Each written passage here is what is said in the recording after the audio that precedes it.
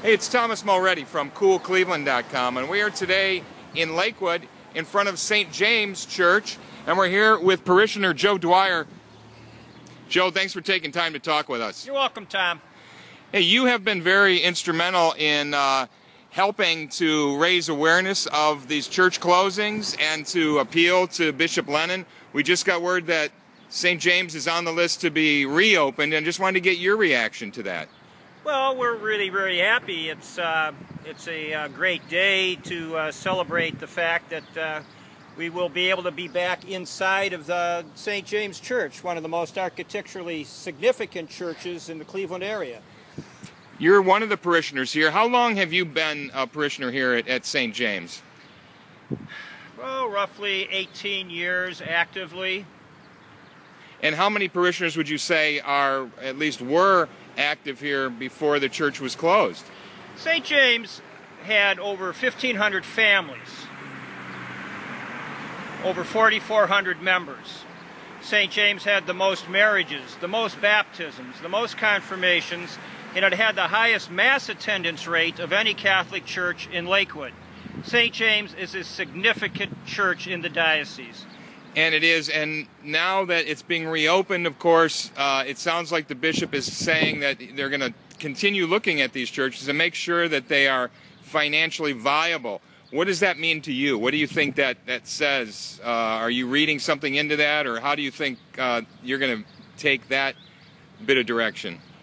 Well, all he had to do is listen to what we said to him before he closed us, and he would have known that we were viable.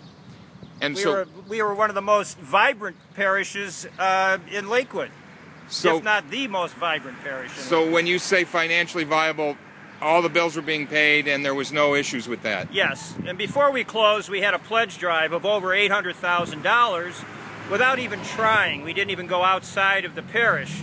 We gathered together over $800,000 in pledge money, and that would have done anything that he expected us to do. We wanted to repair the roof then, but we weren't allowed. So that roof has been repaired? Been repaired at a substantially lower cost than everybody said it was going to cost. Okay. The sidewalk's been done. There's been a lot of repairs done here. Is the parish or the parishioners confident they can keep it going financially?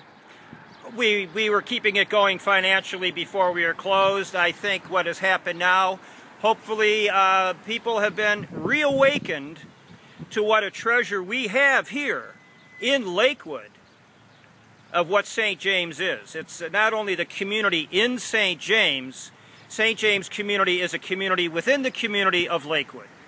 Talk about the parishioners and the group of folks that were attending. A lot of them stayed together, did they not? They continued to advocate for the reopening. What's that group like? Well, it's not a really big group, but I think most of the parishioners have been very prayerful in the reopening of St. James to be able to come back home. Some parishioners joined other churches because their kids went to Lakewood Catholic Academy, and they needed a voucher from a parish to go there. So certain families did sign up at other parishes, but I would tend to think, and it has been my belief through these last couple of years on my journey through this dark time, that most of the parishioners have either some parishioners continue to go to church at different churches, but I would tend to think that a good half of them have stopped going because of the injustice of closing a church like St. James. Do you have any idea when the reopening is going to take place? Has there been any indication of that yet? There has been no indication. According to the meeting today, someone asked the bishop. He said it could be a couple of months, but less than a year. Okay. So again, he's very vague in what he plans to do. So in the meantime, are there any actions planned here? Is there anything that you or the other parishioners are planning to do on behalf of St. James?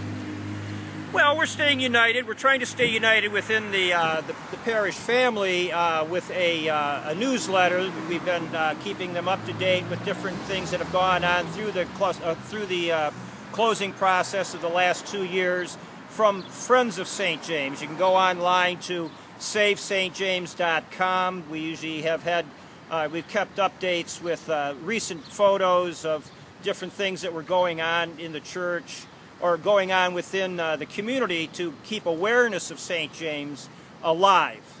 And that's the big thing. I think most people thought that, well, they should probably close St. James. There's 200 people going there. Well, that is not the case. St. James was the most vibrant community here in Lakewood of all the churches.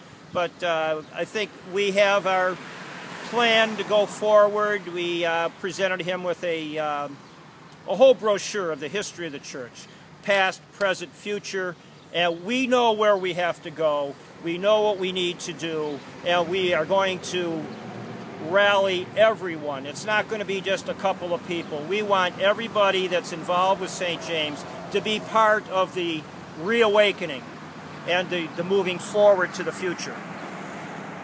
You've had a lot of dealings with the bishop here. Any feelings about that, or how this whole thing went down? Anything that you want to publicly get out in the air? Just a simple fact that St. James was a vibrant community, and we were all just blown away the day that we were told that we were supposed to close. We couldn't understand that at all, being aware of the vibrant family community that we had here at St. James. There was a spirit here at St. James that I think people were looking for these last couple of years that they never found at these other churches. Great. Well, Joe, thanks so much for taking time to talk with us about St. James. Best of luck. I know you've worked hard on things here. Well, you're welcome, and I hope to see everybody in church once we open again and really see how beautiful this architecture of this church is. Great. Thank you so much. You're welcome. Hey, it's Thomas Mulready from CoolCleveland.com. Have a great week in cool Cleveland.